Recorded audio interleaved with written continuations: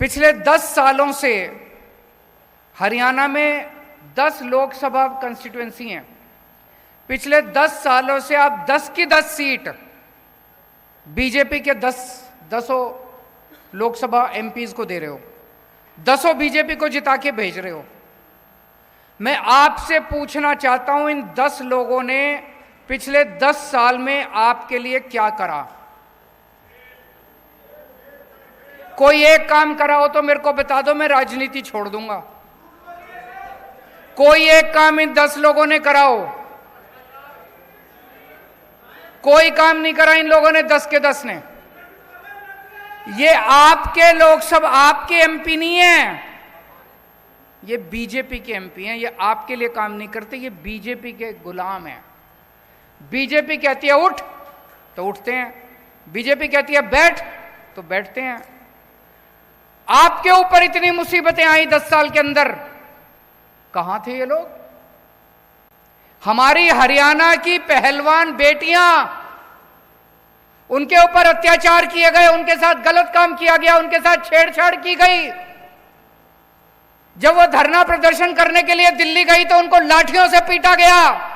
मैं गया था उनके पास जंतर मंतर पे उनका साथ देने के लिए। आपके 10 एमपी कहां थे? तालियां बजा रहे थे जब आपकी बेटियों के साथ छेड़छाड़ की जा रही थी। घर में बैठ के पार्टी कर रहे थे, तालियां बजा रहे थे जब आपकी बेटियों को छेड़ा जा रहा था। अभी जब आप किसान, हरियाणा के, पंजाब के किसान दिल्ली जाना चाहते थे, बॉर्डर के ऊपर उनको रोक लिया गया। क्या कसूर था जी किसानों का? यही तो कह रहे थे फसलों के पूरे दाम दे दो। मिलने चाहिए कि नहीं मिलने चाहिए पूरे दाम?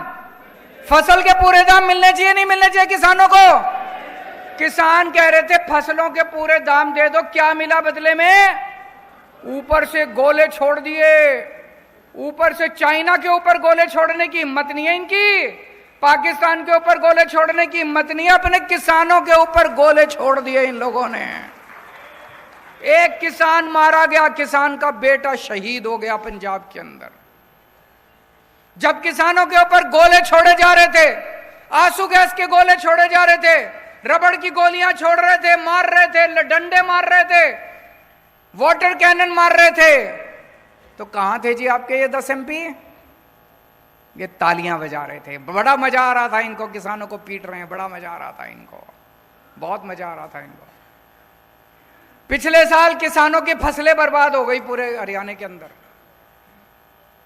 पूरे हरियाणा के किसानों में तबाही मची हुई थी, फसलें बर्बाद हो गई, बेचारा किसान लुट गया। ब्याज, वो कर्जा लेके तो बेचारा फसल उगाता है, उसका ब्याज ऊपर से देना पड़ता है।